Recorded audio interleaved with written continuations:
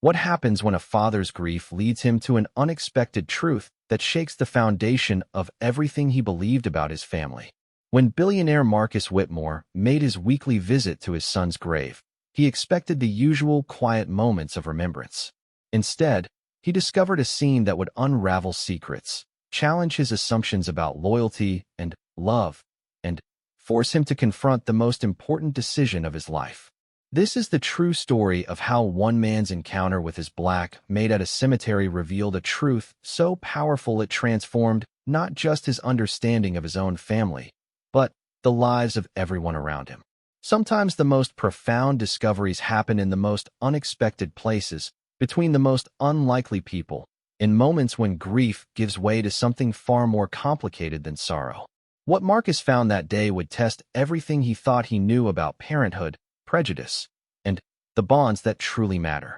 This is their story.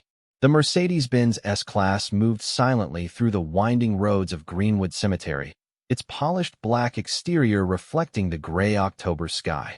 Marcus Whitmore sat in the back seat, his weathered hands folded over an expensive leather briefcase that he had no intention of opening today. At 68, the telecommunications billionaire had learned to compartmentalize his grief, scheduling it like any other appointment in his impossibly busy life. Every Thursday at 3 o'clock, Marcus visited his son's grave. The routine had become sacred to him over the past 8 months since David's death. His driver, Thompson, knew better than to speak during these weekly pilgrimages. The cemetery visits were Marcus's private time with his memories, his regrets, and his overwhelming sense of loss. David had been everything Marcus had hoped for in a son and heir. Brilliant, ambitious, and charismatic, he had been groomed from childhood to eventually take over Whitmore Communications' empire. At 32, David had already proven himself capable of handling major acquisitions and had earned the respect of even the most skeptical board members. Then came the car accident on a rainy March evening, and suddenly, Marcus found himself without the one person who had given his life meaning. The car pulled up to the familiar section of the cemetery where David's granite headstone stood among perfectly manicured grass and carefully arranged flowers. Marcus always brought white roses, David's favorite, though he had learned this preference too late, only discovering it from David's girlfriend after the funeral. It was one of many things Marcus realized he had never taken the time to learn about his son. As Thompson opened the car door, Marcus stepped out into the cool afternoon air. The cemetery was usually quiet during weekday visits, which was exactly how Marcus preferred it. He did not want to encounter other mourners or well-meaning strangers who might recognize him from business magazines and offer unwanted condolences. But today was different. As Marcus approached David's grave, he could hear something that made him stop in his tracks. Someone was crying. Not the quiet, dignified tears he sometimes allowed himself during these visits, but deep, heart-wrenching sobs that seemed to echo across the peaceful grounds. Marcus rounded the large oak tree that partially obscured the view of David's headstone and froze. There, kneeling beside his son's grave, was Elena Rodriguez, the woman who had worked as his housekeeper for the past 15 years. She was holding a small child, a boy who appeared to be about 3 years old, and both of them were placing fresh flowers on David's grave. For a moment, Marcus simply stared, unable to process what he was seeing. Elena had requested the day off, claiming she had a family emergency. He had granted it without question, as he always did when she needed time for personal matters. Elena had been more than just a housekeeper to the Whitmore family. She had been a constant presence, someone who had helped raise David when Marcus was too busy building his empire to be a proper father. The little boy Elena was holding had dark hair and olive skin, but there was something about his features that seemed oddly familiar. He was quiet and well-behaved, gently placing a small bouquet of wildflowers next to Elena's more elaborate arrangement. Elena's voice carried across the quiet cemetery as she spoke to the child in a mixture of English and Spanish. "Mijo, this is where your papa sleeps. He was a very good man, and he loved you so much, even though he never got to meet you." Marcus felt his knees go weak. The words hit him like a physical blow, and he had to steady himself against the oak tree. "Your papa." She was talking to the child about David, about his son. Elena continued speaking to the boy, her voice thick with emotion. Your papa wanted to tell his father about you, but he was scared. He did not know how his papa would react to having a grandson who looked different from him. But, David, your papa, he loved you from the moment he knew about you. Marcus's mind raced, trying to piece together what he was hearing. Elena had been with their family for 15 years. She had been young when she started, maybe 25, and had always been professional and reserved. Marcus had never asked about her personal life, never wondered if she had family of her own. In his mind, she had simply been part of the household staff, invisible in the way that wealthy people often make their help invisible. But, apparently, she had not been invisible to David. Elena wiped her eyes with the back of her hand and noticed Marcus standing behind the tree. She went completely still, her face draining of color. The little boy in her arms looked up at her with concern, then followed her gaze to where Marcus stood. "Mr. Whitmore," Elena whispered, her voice barely audible. I can explain." Marcus stepped forward slowly, his eyes moving between Elena and the child. Now that he could see the boy's face clearly, the resemblance was unmistakable. The child had David's eyes, the same deep brown that had belonged to Marcus's late wife. He had David's nose, and the same stubborn set to his jaw that David had inherited from Marcus himself. "What is his name?" Marcus asked quietly, his voice hoarse with shock. "Diego," Elena said, instinctively pulling the child closer to her chest. "David Diego Rodriguez." The middle name hit Marcus like another blow. David had given this child his name. "How old is he?" 3 years and 2 months, Elena whispered. Marcus did the math quickly. The child would have been born about 6 months before David's death. He thought back to that period, trying to remember if David had seemed different, if there had been any signs. David had been traveling more frequently for business, often taking trips that Marcus had assumed were related to expanding their international operations. He had also seemed more thoughtful, more serious about something. But Marcus had attributed it to David's growing maturity as he took on more responsibilities in the company. "You said David wanted to tell me about him," Marcus said, his voice carefully controlled. Elena nodded, tears flowing freely now. "He was planning to tell you after the Henderson acquisition was complete. He said he wanted to wait until things were less stressful at work. He was so worried about how you would react. He knew you had certain expectations about the family." Marcus felt a sharp pain in his chest. Expectations. Yes, he had certainly had those. Expectations about who David would marry, what kind of family he would create, how he would present himself to their social circle. Marcus had spent years making subtle and not-so-subtle comments about maintaining the family's reputation and status. "He wanted to marry me," Elena continued, her voice stronger now. "He proposed the week before the accident. He bought a ring and everything. He said he did not care what anyone thought, that he loved Diego and me, and that we were going to be a real family." Marcus stared at the child, who was watching this exchange with wide, intelligent eyes. Diego had the kind of alertness that Marcus remembered from David's childhood, a quality that suggested he was taking in far more than adults realized. "Why did you never tell me?" Marcus asked. "What was I supposed to say?" Elena replied, and, for the first time, there was a hint of defiance in her voice. "That your son fell in love with the maid? That he had a child with the help? I knew what you thought of people like me. I heard the things you said about the landscaper's daughter who got pregnant, about keeping those people in their place." Marcus winced. He remembered the comments Elena was referring to, casual remarks he had made without thinking about who might be listening. Remarks that now seemed cruel and ignorant in light of what he was learning. "David never told you he was planning to marry me because he was afraid you would cut him off," Elena continued. "He said you might disown him for choosing love over status. But he was going to tell you anyway because he said Diego deserved to know his grandfather, and you deserved to know you had a grandson." The child Diego had been listening to this conversation with remarkable patience for a 3-year-old. Now he spoke for the first time, his voice clear and sweet. "Mama Elena, why is the man crying?" Marcus had not realized tears were running down his face.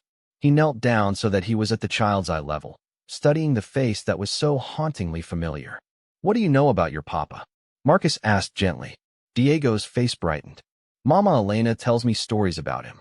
She says he was very smart and very kind. She says he had to go to heaven before I was big enough to remember him, but that he watches over me. She says he would have taught me to play baseball and would have read me stories every night. Marcus felt his heart breaking and healing at the same time. This child, his grandson, knew about David through Elena's stories. She had kept David's memory alive for his son. She says you are my abuelo, Diego continued, using the Spanish word for grandfather. She says you are very important and very busy, but that Papa wanted us to know each other someday. Marcus looked up at Elena, who was watching this interaction with a mixture of hope and terror. You have been raising him alone, Marcus said. It was not a question. Elena nodded. David was supporting us, but after the accident, I have been working extra jobs. Mrs. Patterson down the street watches Diego while I work at your house and at the hotel downtown on weekends. Marcus suddenly understood why Elena had sometimes seemed tired, why she had occasionally asked for time off, why she had sometimes received phone calls that she took outside. She had been juggling multiple jobs to support David's child. The family emergency today, Marcus said slowly. Diego had a fever last night. I was worried it might be serious. I took him to the doctor this morning, and then I brought him here because I wanted him to visit his papa. I come here every week, but this is the first time I brought Diego. I thought he was old enough now to understand a little. Marcus stood up slowly, his mind reeling with the magnitude of what he had discovered. He had a grandson. David had had a son, a child who carried his name and his features and his gentle spirit. And Elena, the woman he had barely noticed for 15 years, had been the love of his son's life. Mr. Whitmore, Elena said hesitantly, I know this is a shock. I know this is not what you planned for David's life. But Diego is a good boy, and he is David's son. He is part of your family, whether you choose to accept that or not. Marcus looked at Diego, who was now picking up the flowers that had been scattered during the emotional conversation. The child was carefully arranging them on David's grave, his small hands working with the same attention to detail that Marcus remembered from David's childhood. Does he know any English? Marcus asked. He speaks both languages, Elena said. David insisted on that.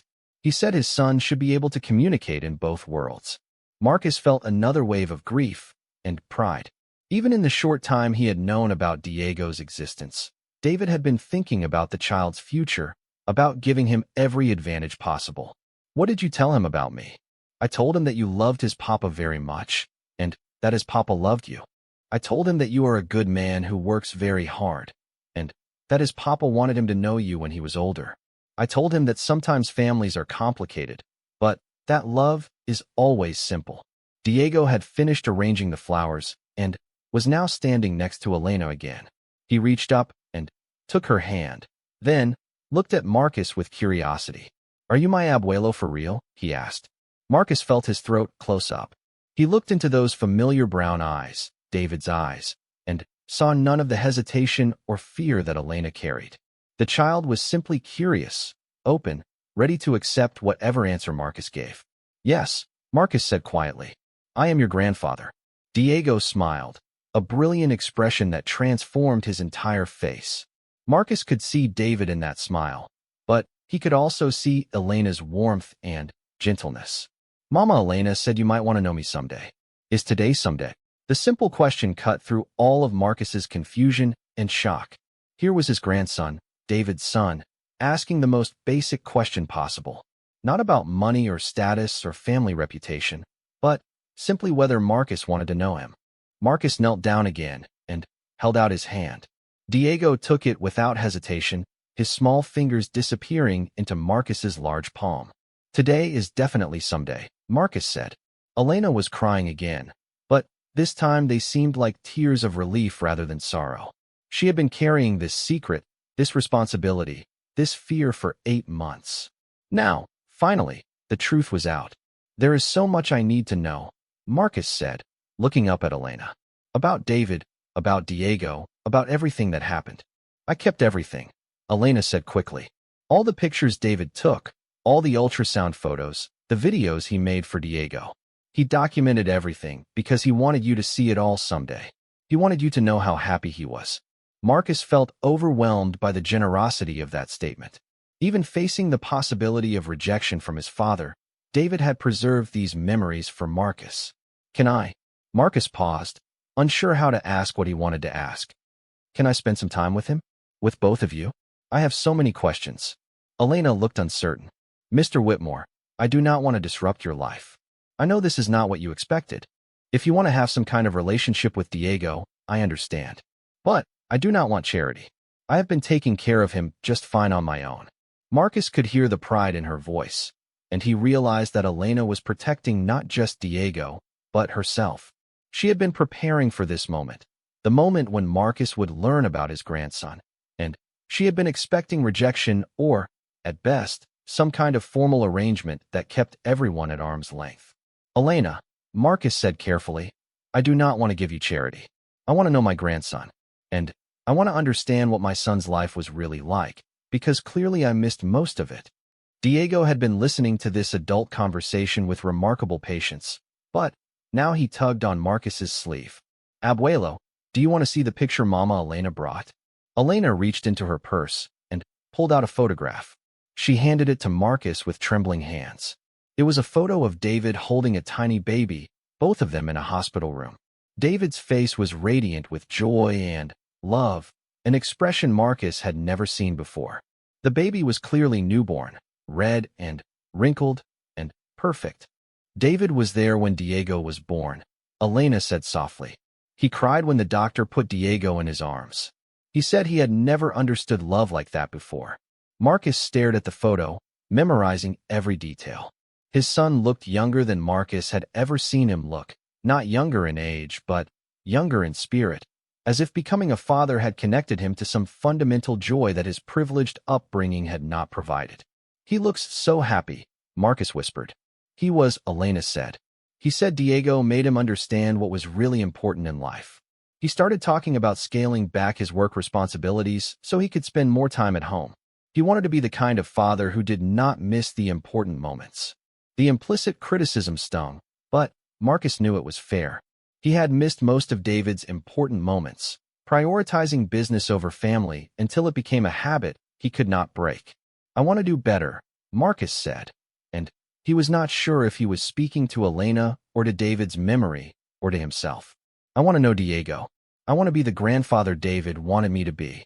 Elena studied his face carefully. Mr. Whitmore, Diego is not a project or a charity case. He is a little boy who needs stability and love. If you want to be part of his life, it has to be real. It has to be permanent. He has already lost his father. He cannot lose his grandfather too. Marcus nodded, understanding the weight of what Elena was asking. She was demanding that he commit not just to the idea of being a grandfather, but to the daily reality of it. To birthday parties and scraped knees and bedtime stories and all the small moments that make up a child's life. I want to be real, Marcus said. I want to be permanent. I do not know how to be a grandfather, but I want to learn. Diego had been playing with the flowers while the adults talked, but now he looked up at Marcus with a serious expression. Abuelo, Mama Elena makes very good pancakes. Do you like pancakes? Marcus felt a laugh bubble up from somewhere deep in his chest, the first genuine laugh he had experienced since David's death. I love pancakes, he said. Then, you should come eat pancakes with us, Diego said matter-of-factly. Mama Elena says families eat together. Marcus looked at Elena, who was watching this exchange with a mixture of amazement and cautious hope. Would that be all right? Marcus asked her. If I came for pancakes. Elena took a deep breath. Mr. Whitmore, we live in a small apartment in East Valley. It is not fancy. Diego shares a bedroom with me because we cannot afford a bigger place. If you come to our home, you will see how normal people live. I would like to see how normal people live, Marcus said, and he meant it. I would like to understand the life David chose. Diego clapped his hands together. Can we go now? I am hungry. Elena laughed, and the sound was like music after all the tears. Diego is always hungry. David used to say he was going to eat us out of house and home. David said that. Marcus asked. David said lots of things about Diego. He was so proud of him, Mr. Whitmore. He carried pictures in his wallet and showed them to everyone. He bought Diego toys and clothes and books. He was already making plans for Diego's education, for teaching him about the business when he was older. Marcus felt another wave of grief, but this time it was mixed with gratitude. David had been a father, a real father, in the way that Marcus had never learned to be. And Elena had been raising David's son with love and care and the kind of attention that money could not buy. As they prepared to leave the cemetery, Diego ran back to David's grave one more time. He placed his small hand on the headstone and spoke in a voice that was barely a whisper. "Papa, I met my abuelo today. Mama Elena was right. He has kind eyes like you. I think you would be happy." Marcus had to turn away to compose himself. When he turned back, Elena was watching him with an expression he could not quite read. The Mercedes moved through neighborhoods Marcus had never visited, passing from the manicured suburbs surrounding the cemetery into areas where the houses grew smaller and closer together. Elena gave Thompson quiet directions, her voice careful and polite as she guided them deeper into East Valley, a working-class neighborhood that existed in a different world from Marcus's estate in Highland Park. Diego pressed his nose against the window, pointing out a playground where he sometimes played and a corner store where Elena bought groceries. Marcus found himself studying the streets with new eyes, trying to imagine David driving these same routes, visiting this world that existed parallel to the one Marcus knew. "That is where Mama Elena takes me for haircuts," Diego announced, pointing to a small barber shop with a red, white, and blue pole. "Mr. Rivera always gives me lollipops." Marcus tried to picture David in that barber shop, waiting while his son got a haircut, chatting with the barber about ordinary things. It was impossible to reconcile with his image of David as a future corporate leader, but perhaps that was because Marcus had never allowed himself to see David as anything other than his heir. Elena's apartment building was a modest three-story structure with faded brick and small balconies. The neighborhood was neat and well-maintained, but it was clearly a place where people worked hard for everything they had. Children played in a small courtyard while their mothers watched from plastic chairs, speaking in a mixture of English and Spanish. As Thompson parked the car, several people noticed the expensive vehicle. Marcus saw curtains move in windows and felt the weight of curious stares. He realized that his arrival here would be noticed and discussed, that his presence might have consequences for Elena that he had not considered. "Elena," he said as they prepared to get out of the car, "will this cause problems for you? People knowing that I came here?" Elena paused, her hand on the door handle. "Mr. Whitmore, I have been living with secrets for a long time. If my neighbors learn that Diego's grandfather is a wealthy man, it might actually make some things easier. There are people here who have wondered how a single mother working as a housekeeper could afford to keep Diego in daycare and buy him new clothes." Marcus realized that Elena had been protecting not just the secret of Diego's parentage, but also the secret of David's financial support. She had been living a careful balance, accepting help, but not so much that it would draw attention. Thompson opened the car doors, and, as they stepped out, Diego ran ahead toward the building entrance. He waved to an elderly woman sitting on the front steps, calling out in Spanish. The woman smiled and waved back, then noticed Marcus and Elena following behind the boy. Her expression shifted to one of curiosity and concern. Elena spoke briefly to the woman in rapid Spanish, and Marcus caught enough words to understand that she was introducing him as Diego's grandfather. The woman's eyes widened, and she looked at Marcus with new interest, studying his face for any resemblance to the child she had obviously watched grow up. Inside the building, they climbed 2 flights of stairs to Elena's apartment. The hallways were clean but worn, with industrial carpeting and fluorescent lighting that gave everything a harsh edge. Marcus could hear television programs and dinner conversations filtering through thin walls, the sounds of families living their evening routines. Elena unlocked her door with nervous fingers, and Marcus followed her into a space that was smaller than his bedroom closet, but somehow felt more like a home than his estate ever had.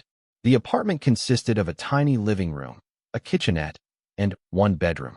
Everything was spotlessly clean and carefully arranged to make the most of the limited space.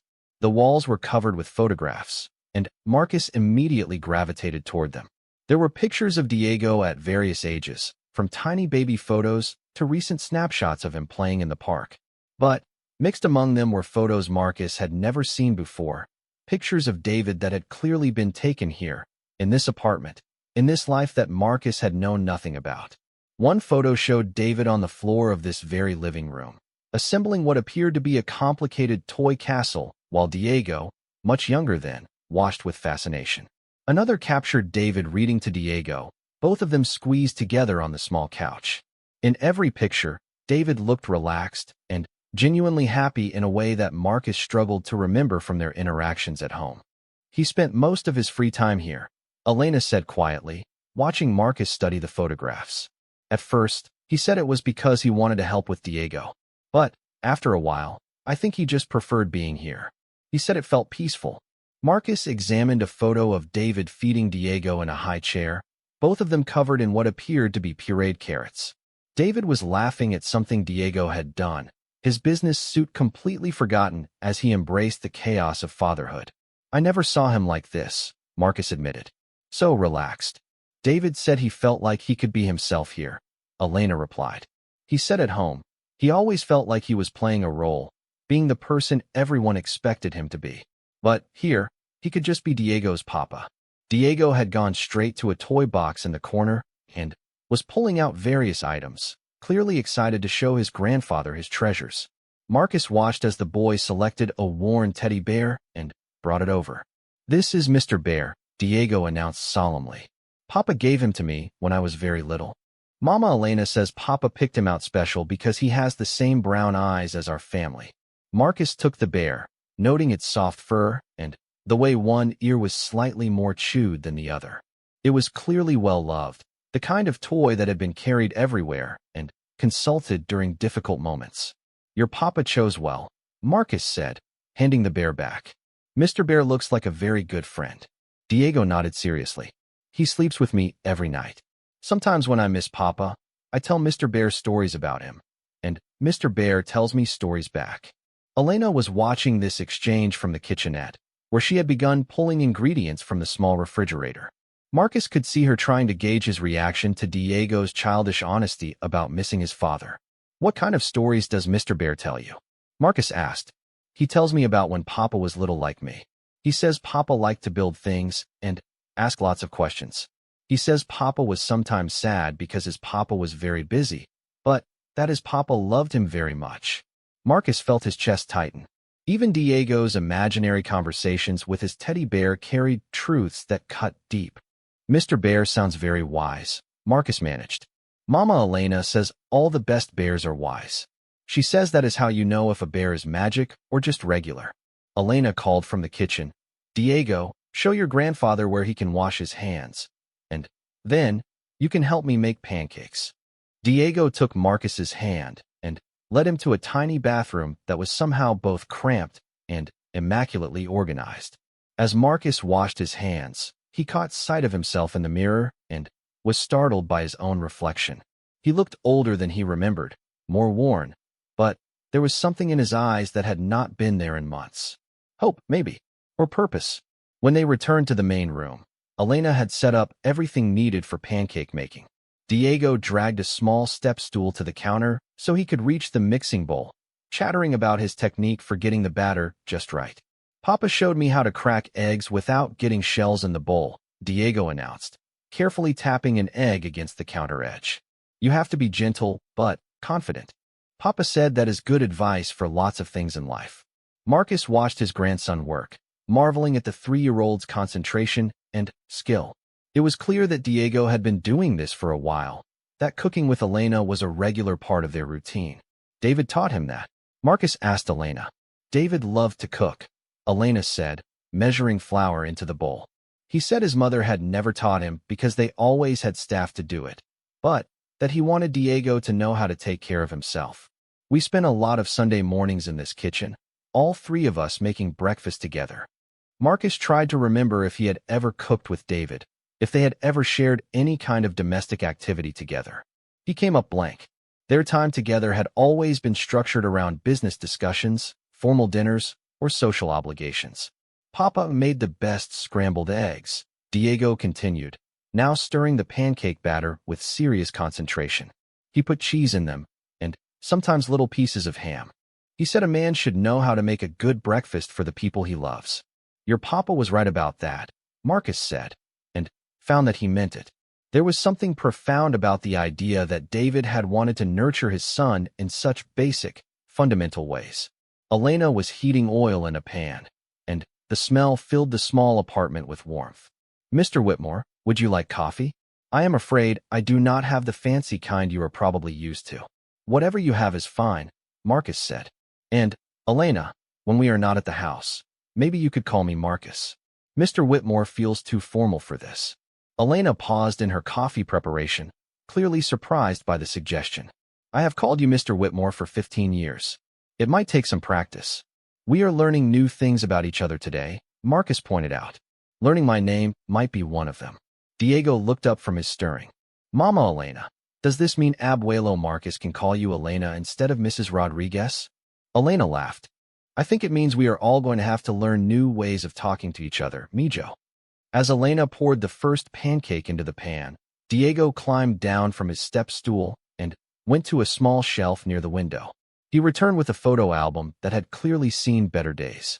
"Abuelo Marcus, do you want to see more pictures of Papa?" Marcus settled onto the small couch, and Diego climbed up beside him, opening the album with careful hands. The first page showed photos of David during Elena's pregnancy, his hands on her growing belly, his face radiant with anticipation. "Mama Elena says Papa talked to me before I was born," Diego explained. "He would tell me about all the things we would do together when I got big enough." Marcus studied these intimate photos, seeing a side of David he had never witnessed. In one picture, David had his ear pressed to Elena's belly, apparently listening for movement.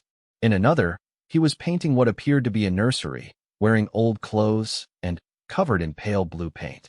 He insisted on doing the nursery himself, Elena said, flipping pancakes with practiced ease. He said he wanted every brushstroke to be made with love. "Where was the nursery?" Marcus asked. "Here," Elena said, gesturing toward the bedroom. "We turned the closet into a space for Diego's crib. David bought a mobile and painted clouds on the ceiling. When Diego outgrew the crib, David converted it into a reading nook." Marcus tried to imagine David in this tiny apartment, painting nurseries and reading bedtime stories. It was so far removed from the world of corporate boardrooms and business strategies that Marcus had always assumed David would inherit. Diego turned the page to reveal photos of himself as a newborn, tiny and red-faced in the hospital.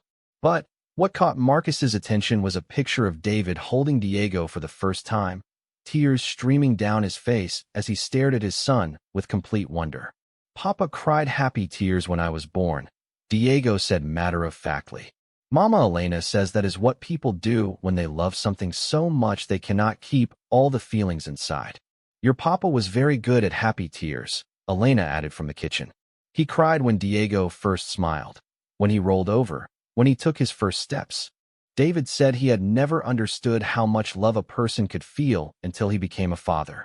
Marcus turned another page and found photos of David teaching Diego to walk in this very living room, his hands outstretched as the baby took wobbly steps toward him.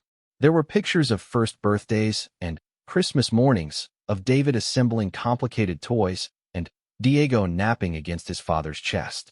"Here," Diego said, pointing to a photo of David reading a storybook. "This is when Papa read me the story about the brave knight." He used different voices for all the characters. Marcus stared at the photo, seeing David's animated expression as he performed for his son's entertainment. It occurred to him that he had never read David a bedtime story, had never done voices for characters, had never participated in the simple joy of a child's imagination. "What was David's favorite story to read to you?" Marcus asked. Diego thought carefully. He liked the one about the dragon who was really just lonely. "Papa said sometimes people seem scary on the outside, but if you are brave enough to get to know them, you might find out they just need a friend." Elena brought a plate of pancakes to the small table, along with coffee for the adults and milk for Diego. As they settled around the tiny table, Marcus felt an unfamiliar sense of intimacy. This was what family dinner looked like for normal people. No formal dining room, no staff serving multiple courses, just 3 people sharing food and conversation. Diego attacked his pancakes with enthusiasm, chattering about his day at Mrs. Patterson's house and his plans for the weekend. Marcus found himself listening to every word, fascinated by the child's perspective on his small, but apparently rich world. Abuelo Marcus, Diego said around a bite of pancake. Do you live in a big house like in the movies? Marcus glanced at Elena, unsure how to answer. I live in a pretty big house, yes. Does it have a swimming pool? It does. Diego's eyes widened. Papa said maybe someday we could all swim together. He said he would teach me how to dive. The casual mention of future plans that would never happen hit Marcus unexpectedly hard. David had been making plans that included all of them, imagining a future where Elena and Diego were part of Marcus's world. I think your papa would have been an excellent swimming teacher, Marcus said carefully. Mama Elena taught me to swim at the community center, Diego continued. But she says pool swimming is different from big pool swimming. Marcus looked at Elena, who was focused intently on cutting Diego's pancakes into smaller pieces. You taught him to swim? The community center has classes for children, Elena explained. David wanted Diego to learn as soon as possible. He said it was important for safety. Once again, Marcus was struck by David's attention to his son's development and safety. David had been thinking like a parent, considering not just what would make Diego happy, but what would keep him safe and prepare him for life. Abuelo Marcus, do you know how to swim? Diego asked. I do. But I learned when I was much older than you, Marcus admitted. Papa learned when he was little. He told me stories about swimming lessons and summer camps and sailing boats. He said rich kids get to do lots of fun things, but that the most fun thing is sharing them with people you love. Marcus nearly choked on his coffee. Even as a 3-year-old, Diego was unconsciously highlighting the differences between his world and Marcus's, between love and privilege. Elena must have sensed Marcus's discomfort because she gently changed the subject. Diego, why don't you show your grandfather your art project from school? Diego brightened and jumped down from his chair, running to retrieve a piece of paper from a small desk in the corner. He returned with a crayon drawing that appeared to show 3 stick figures standing together. This is my family, Diego announced proudly. This is me, this is Mama Elena, and this is Papa. My teacher said to draw my family, so I drew everyone who takes care of me. Marcus studied the simple drawing, noting that David was depicted as a tall figure with a big smile, standing protectively next to Elena and Diego. Even in a child's artistic interpretation, it was clear that Diego understood himself to be part of a loving family unit. It is a beautiful family, Marcus said, and meant it. My teacher asked if I wanted to add anyone else, like grandparents or aunts and uncles, Diego continued. I told her I might have a grandfather, but that I did not know if he wanted to be in my picture yet. The innocent honesty of the statement took Marcus's breath away. This child had been waiting to see if Marcus wanted to be part of his family picture, literally and figuratively. Diego, Marcus said carefully, would you like me to be in your family picture? Diego nodded enthusiastically. Yes. Mama Elena, can I get my crayons? As Diego ran to get his art supplies, Elena looked at Marcus with an expression that was difficult to read. Mr. Whitmore, Marcus, are you sure about this? About becoming part of his life? Because once you are in his picture, he will expect you to stay there. Marcus understood what Elena was really asking. She was protecting Diego from the possibility of another loss, another important person who might disappear from his life. She needed to know that Marcus's interest in his grandson was not just a momentary impulse born of shock and grief. Elena, Marcus said quietly, I have spent the last 8 months thinking my son died without leaving anything behind. Today I discovered that he left the most important thing possible. He left a child who has his kindness and his intelligence and his capacity for love. If you will let me, I want to be the grandfather Diego deserves. Elena studied his face for a long moment. David always said you were a good man who had forgotten how to show it. He said the business world had made you hard, but that underneath, you still had the heart that his mother fell in love with. The mention of his late wife, David's mother, brought another wave of emotion. Sarah had died when David was only 12, and Marcus had thrown himself into work as a way of avoiding his grief. He had never considered that his emotional withdrawal might have affected David's childhood, might have shaped the way his son approached love and family. Sarah would have loved Diego, Marcus said softly. David thought so too. He said his mother would have spoiled Diego rotten and taught him to speak French and made him tea parties with real china.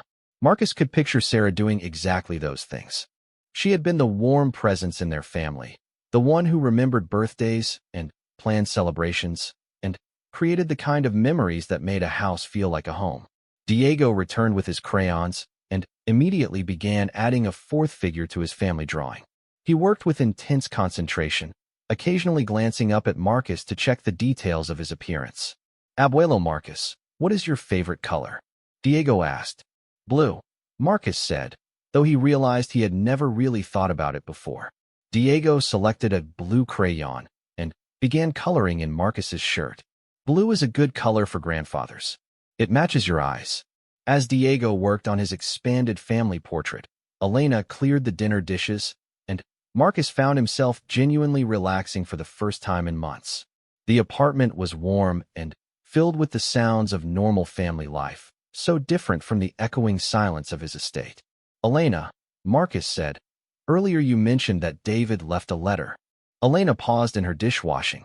"Yes, he wrote it about 2 weeks before the accident. He said he wanted Diego to have something from him, something that explained why he made the choices he made. Would you mind if I read it?"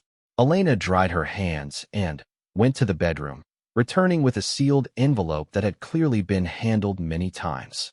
Diego's name was written on the front in David's familiar handwriting. David said the letter was for Diego when he was old enough to understand, but that you should read it too. He said it might help you know who he really was. Marcus took the envelope with trembling hands. Just seeing David's handwriting brought back the reality of his loss, but it also felt like a gift, one final communication from his son. "Should I read it now?" Elena looked at Diego, who was still absorbed in his artwork. "Maybe later, when Diego is asleep." "It is emotional." Marcus nodded and carefully placed the letter in his jacket pocket. He would read it tonight, in the privacy of his own home, and, finally, learn what David had wanted him to know. Diego finished his drawing and held it up proudly. The fourth figure was recognizable as Marcus, complete with silver hair and blue clothing, standing next to the other 3 family members. They were all holding hands and smiling. "Perfect," Marcus said, studying the artwork. "This is exactly what a family should look like." Diego beamed. "Now you are in my picture forever, Abuelo Marcus. Mama Elena says when someone is in your picture, they live in your heart too." As the evening wore on, Marcus found himself settling into the rhythm of Diego's bedtime routine. Elena ran a bath while Diego showed Marcus his book collection, most of which consisted of well-worn picture books that had clearly been read hundreds of times. "This one is my favorite," Diego said, pulling out a book about a little boy who befriends a lonely dragon. "Papa used to read this one every night. He said the dragon reminded him of himself sometimes." Marcus wondered if David had felt lonely despite being surrounded by wealth and opportunity. Perhaps David had recognized himself in the story's theme of connection and understanding across differences. As Elena helped Diego into his pajamas, Marcus stepped onto the small balcony to call Thompson and let him know they would be staying longer than planned. The city stretched out below him, millions of lights representing millions of lives that he had never bothered to consider. Elena and Diego's life was one of those lights, a warm glow that David had discovered and cherished. When he came back inside, Diego was settled on the couch with Elena, ready for his bedtime story. Without thinking about it, Marcus sat down on Diego's other side. "Would you like to read tonight's story, Abuelo Marcus?" Diego asked, holding up the dragon book. Marcus had not read a children's book in more than 30 years, but he found himself nodding. As he opened the familiar pages and began to read about the brave little boy who was not afraid of the misunderstood dragon, he understood that this was another piece of David's world, another connection to the son he was still discovering. Diego leaned against Marcus as the story progressed, his small body warm and trusting. When Marcus reached the part where the boy and dragon became friends, Diego looked up at him with sleepy eyes. "Abuelo Marcus, I am glad you were not afraid of us." The simple statement contained more wisdom than Marcus had heard in years of business meetings and corporate strategy sessions. Diego understood, with the clarity that sometimes only children possess, that Marcus had faced a choice tonight about whether to be afraid of difference or to embrace the possibility of connection. As Elena tucked Diego into his bed in the small alcove that served as his bedroom, Marcus could hear them saying prayers together.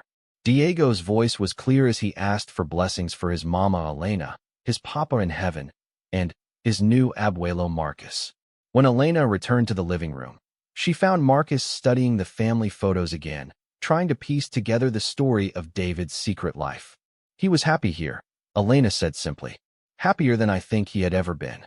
I can see that, Marcus replied. I can also see that you made him happy.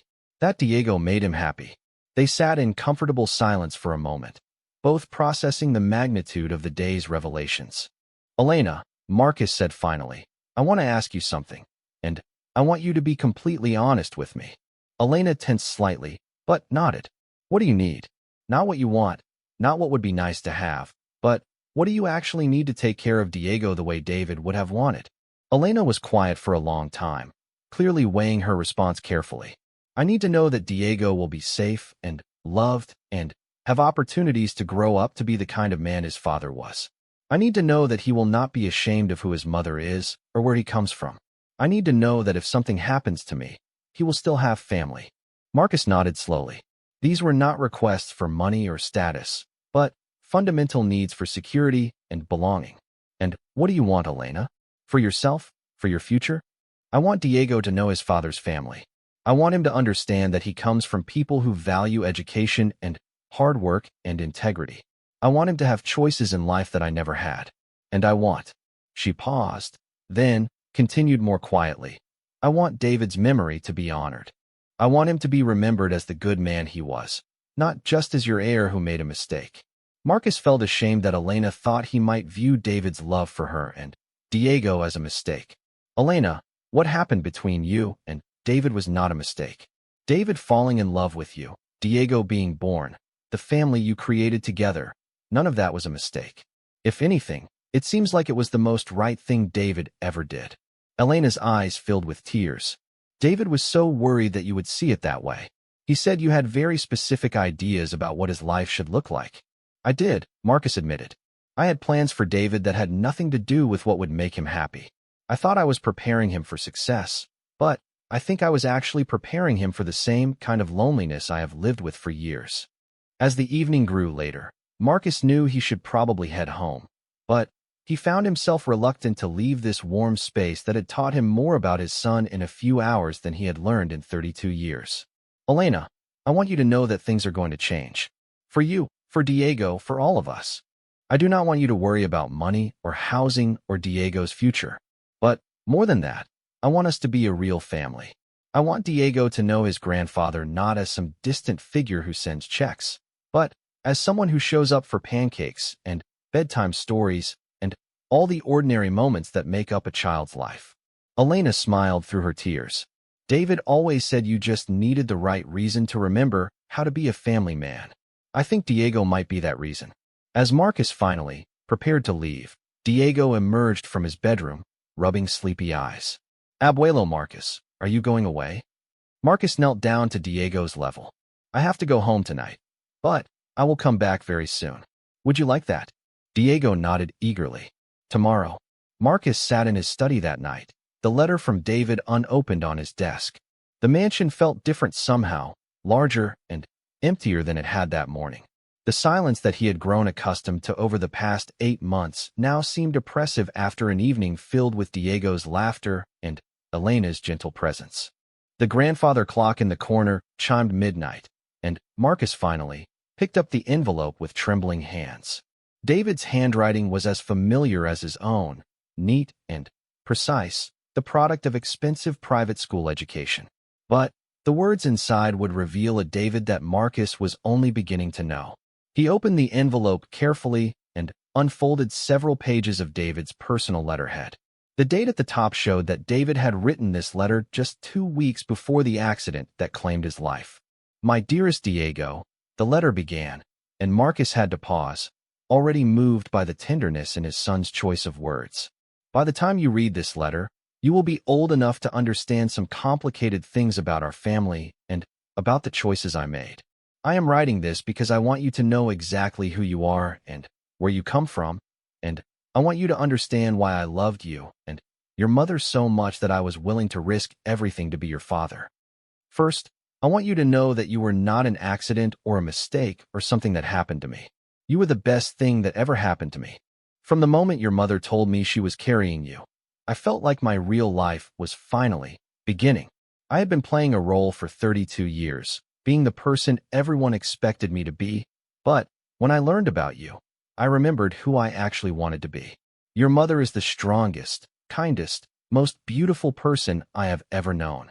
I fell in love with her not because she was different from the women I was supposed to marry, but because she was exactly the person I needed. She saw through all the money and the reputation to the man I was trying to become. She made me want to be worthy of the love she offered so freely. I know that our family situation is complicated. I know that some people will not understand why a man from my background chose to love a woman from your mother's background. But, Diego, love is not about background or money or what other people think. Love is about finding the person who makes you want to be better than you ever thought possible. Your grandfather, my father, is not a bad man, but he has forgotten some important things about what matters in life. He built an empire and accumulated great wealth, but somewhere along the way, he lost track of the simple joys that make life worth living. He never learned how to love the way your mother taught me to love. I was planning to tell him about you and your mother soon. I was scared because I knew he had different plans for my life. Plans that did not include a wife who cleaned houses or a son who was half Hispanic. But I realized that his plans were not my life, and I could not live his dreams when I had my own dreams that made me so much happier. Diego, I want you to grow up knowing that you are perfect exactly as you are. You do not need to prove yourself to anyone or apologize for who your parents are or where you come from. You are David Whitmore Rodriguez, and that name carries the best of both worlds, your grandfather's determination and intelligence, and your mother's warmth and strength. If you are reading this letter because something has happened to me, please know that every moment I spent with you was a gift. Every diaper I changed, every story I read, every time I watched you sleep. Those were the moments when I felt most like the person I was meant to be. Being your father taught me how to love without conditions or expectations. I hope your grandfather will read this letter too, because I want him to understand what you meant to me. I want him to know that you are not just his grandson, but the continuation of our family's best qualities. You have his intelligence and his capacity for leadership, but you also have your mother's ability to love people exactly as they are. If your grandfather is reading this, Dad, please know that I never wanted to disappoint you, but I could not live a life that would disappoint myself. Elena and Diego became my family in the truest sense of the word. They made me understand what you and Mom had together before she died, what you lost when she was gone. I remember how you were before Mom died, Dad. You used to come home from work and sweep her up in your arms and dance with her in the kitchen. You used to read me bedtime stories and take me fishing and laugh at my terrible jokes. You were warm and present and loving. I know that man is still inside you somewhere, buried under years of grief and work and loneliness. Diego could bring that man back, Dad. He has the kind of pure joy that cuts through everything else. He could teach you how to be happy again, the way he taught me. But only if you let him. Diego, if something happens to me, I want you to know your grandfather. Not because his money will make your life easier, but because underneath all the walls he has built around his heart, he is a good man who has forgotten how to show it. He needs you as much as you need him, even if neither of you understands that yet. I have left instructions with my lawyer about providing for you and your mother. There is money set aside for your education, for a house, for whatever you need. But more important than the money is the legacy I want to leave you. Be kind, Diego. Be brave enough to love people who are different from you. Be strong enough to stand up for what is right, even when it is difficult. Be smart enough to know that success means nothing if you do not have people to share it with. Take care of your mother. She gave up her own dreams to help me become the father I wanted to be. She worked extra jobs and saved every penny and never complained about the small apartment or the uncertainty of our situation. She loved us both so completely that she made our little family feel like the richest place on earth. And please, help your grandfather remember how to be part of a family again. He has been alone for too long. And I think he has forgotten that love is not a weakness, but the greatest strength any person can have. I love you more than all the stars in the sky and all the fish in the sea. That is what I told you every night before bed, and it will be true forever, no matter where I am. Your papa always, David. P.S. Diego, I hid a special box for you in the closet behind your winter clothes. Ask your mother to help you find it when you are big enough. Inside are all the letters I wrote to you before you were born, and some other treasures I collected just for you. Marcus set the letter down with shaking hands, tears flowing freely down his face. He had never heard David speak so openly about love, about happiness, about the life he had chosen. The letter revealed not just David's feelings about Elena and Diego, but his feelings about Marcus himself, disappointment mixed with hope, understanding mixed with frustration. The references to dancing in the kitchen and bedtime stories hit Marcus like physical blows. David remembered those moments from before Sarah's death, remembered the father Marcus had been before grief had hardened him into someone unrecognizable. Marcus had forgotten those moments himself, buried them so deeply that he had convinced himself they had never existed. But David had remembered. David had been waiting his entire adult life for that father to return. Marcus walked to the window of his study, looking out over the grounds of his estate. The gardens were perfectly manicured, the pool area immaculately maintained, the guest houses ready for visitors who rarely came. It was beautiful and impressive and completely empty of the kind of joy that had filled Elena's small apartment. He thought about Diego's family drawing, about being invited into that circle of love and belonging. He thought about David's request that he help Diego know his grandfather, not for the money or status, but for the connection itself. The next morning, Marcus woke before dawn with a sense of purpose he had not felt in years. He had promised Diego he would meet them at the park, and he intended to keep that promise. But first, there were preparations to make. Marcus called his attorney, Robert Chun, at home, waking him from sleep. Robert, I need you to arrange a meeting for Monday morning. I need to discuss some changes to my will and establish some trusts. Marcus, it's 6 in the morning. Are you all right? I'm better than I have been in months. I have a grandson, Robert. David had a son. There was a pause on the other end of the line. David had a son? Marcus, are you sure about this? I met him yesterday. His name is Diego, and he is 3 years old, and he is the most remarkable child I have ever encountered. I need to make sure he and his mother are taken care of, but more than that, I need to restructure my life around being his grandfather. Marcus spent the rest of the early morning making calls and arrangements. He contacted his housekeeper, Mrs. Hartwell, and asked her to prepare one of the guest suites for possible overnight visitors. He called the groundskeeper and asked about the possibility of installing playground equipment near the pool area. He even called a local toy store and arranged for them to deliver an assortment of age-appropriate items for a 3-year-old boy. By the time he arrived at Riverside Park that morning, Marcus felt more energized than he had since David's death. The park was busy with weekend families, children running and playing while their parents watched from benches and picnic tables. Marcus had never spent time in a place like this, had never been part of the casual community of families enjoying a Saturday morning together. He spotted Elena and Diego near the playground area. Diego was on a swing, pumping his legs with determination while Elena pushed him gently. The child's laughter carried across the park, pure and infectious. Marcus stood for a moment watching this scene, marveling at how natural they looked, how completely they belonged to this world of normal family life.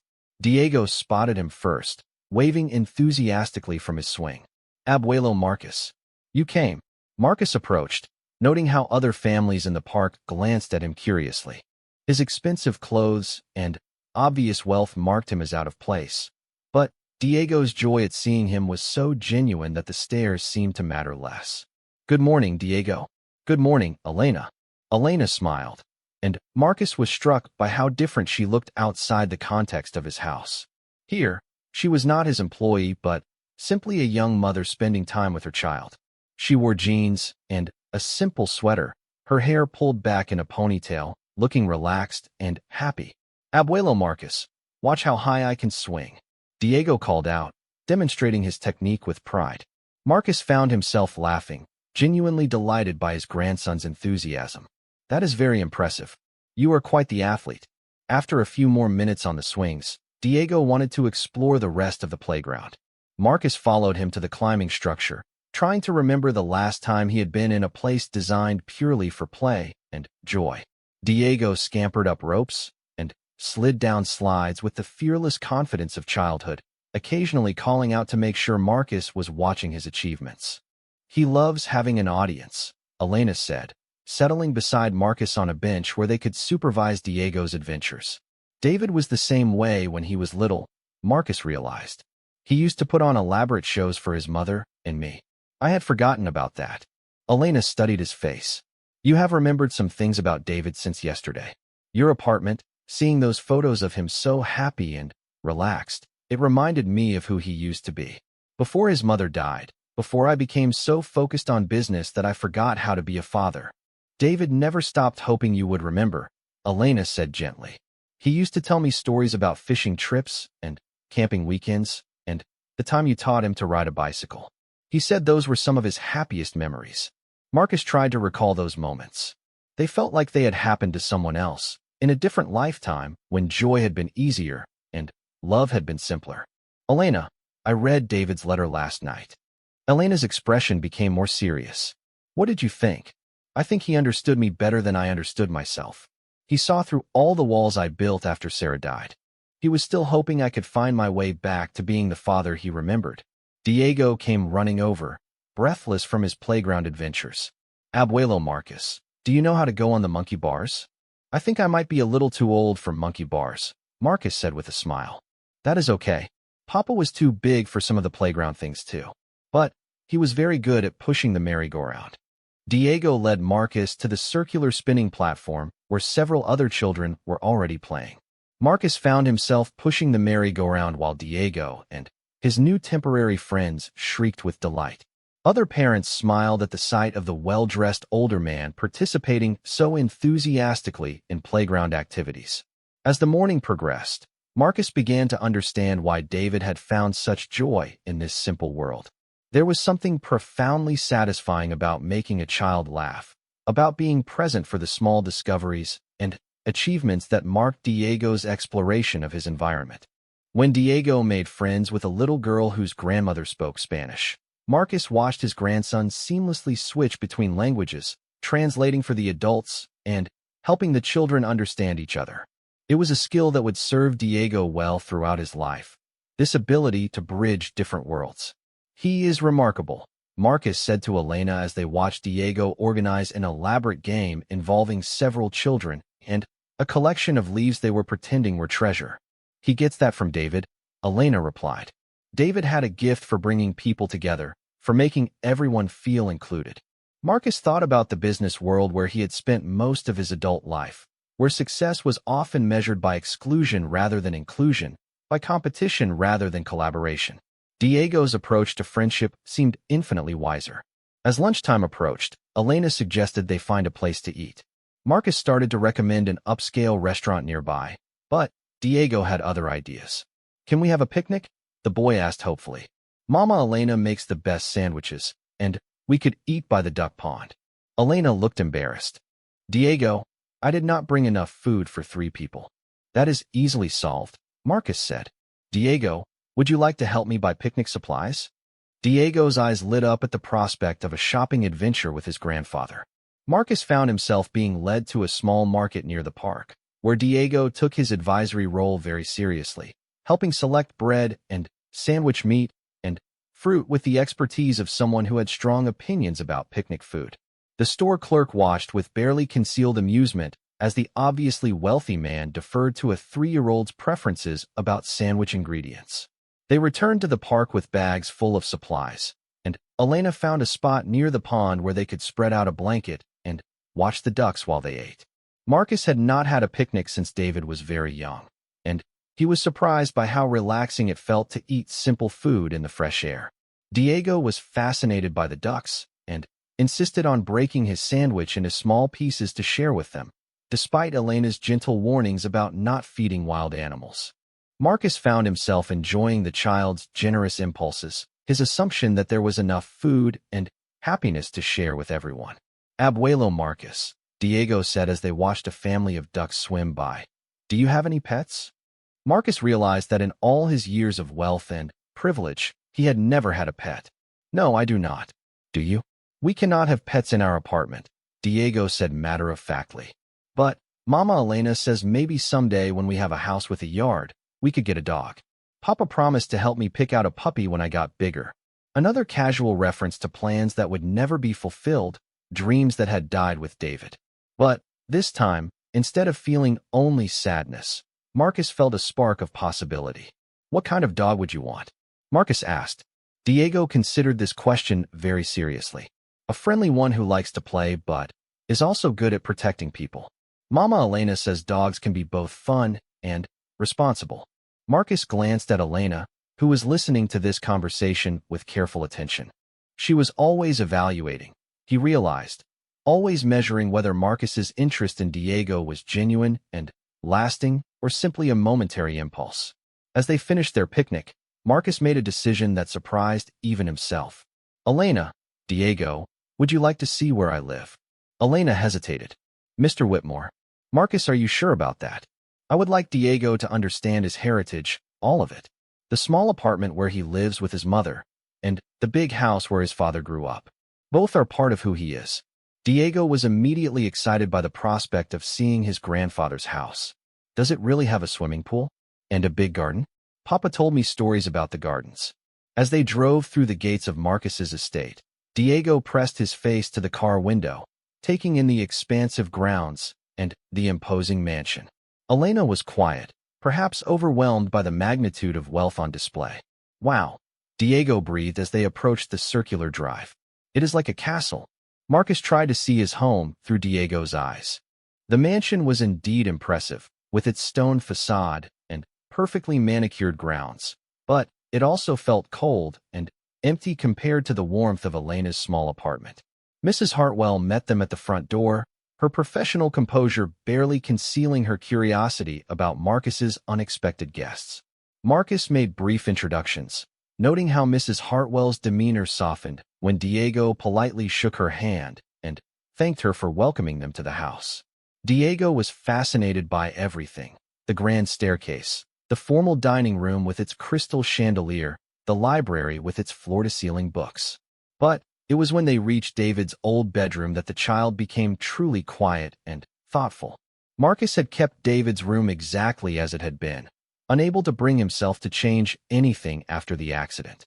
Now he watched Diego explore the space where his father had grown up, touching the trophies and books and photographs with gentle curiosity.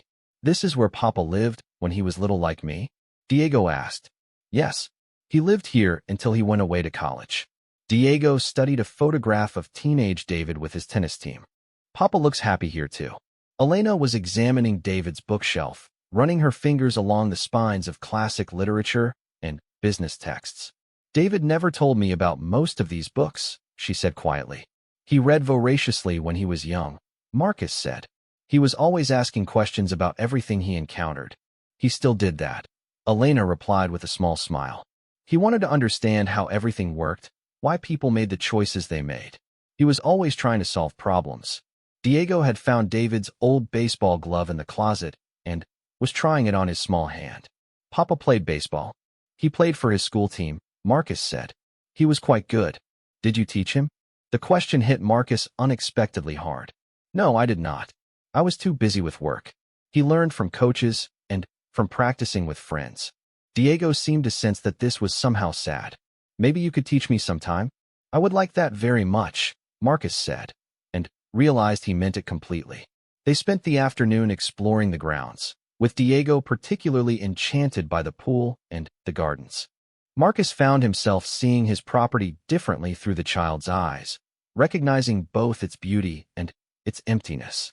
Abuelo Marcus, Diego said as they walked through the rose garden that had been Sarah's pride and joy. This would be a good place for hide and seek. Marcus tried to imagine the gardens filled with children's laughter instead of the usual silence. Yes, I think it would be. As the day drew to a close, Marcus looked at Elena, who shrugged with a small smile. Tomorrow is Saturday. We usually go to the park in the morning. Then, I will meet you at the park tomorrow morning, Marcus promised. Diego hugged Marcus with the unconscious affection of a child who had already decided to love him. As Marcus held his grandson, he felt something shift inside him, a sense of purpose he had not experienced since David's death. As Thompson drove him home through the quiet streets, Marcus reflected on the day that had changed everything he thought he knew about his life. In his pocket was David's letter, waiting to reveal even more truths about the son he was still discovering. But, more importantly, he had a grandson who had drawn him into a family picture, who had asked for bedtime stories, who had seen past Marcus's wealth and reputation to the grandfather who had been waiting inside him all along. Tomorrow, Marcus would go to a public park and push a swing and probably be recognized by people who would wonder what a billionaire was doing playing with a Hispanic child. And, for the first time in his life, Marcus found that he did not care what anyone else thought. All that mattered was showing up for Diego, the way he wished he had learned to show up for David. "Mr. Whitmore," she said quietly, "there is something else you should know. David left something for Diego. It is at our apartment. A letter he wrote before the accident. He wanted Diego to have it when he was older, but he also wanted you to read it. He said it would help you understand." Marcus nodded, not trusting himself to speak. As they walked back toward his car, Diego slipped his hand into Marcus's. The simple gesture felt like the most natural thing in the world, and also like a miracle. Thompson was waiting by the Mercedes, and his eyes widened slightly when he saw Marcus approaching with Elena and the child. To his credit, the driver simply opened the car doors without question. "Thompson," Marcus said, "we will be making a stop in East Valley today." As the car pulled away from the cemetery, Marcus looked back at David's grave through the rear window. For the first time in 8 months, he felt like he was not leaving his son behind. Instead, he was carrying David with him in the form of a 3-year-old boy who had his eyes, and his smile, and his gentle heart.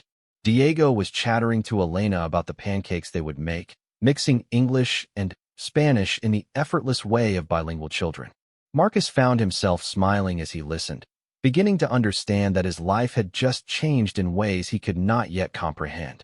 The drive to East Valley would take 30 minutes.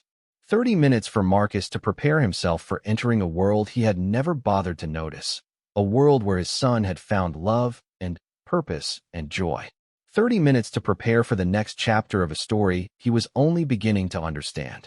As Diego settled against Elena's side and pointed out interesting things through the car window, Marcus realized that he was about to discover who his son had really been, and, in the process, he might finally discover who he himself could become.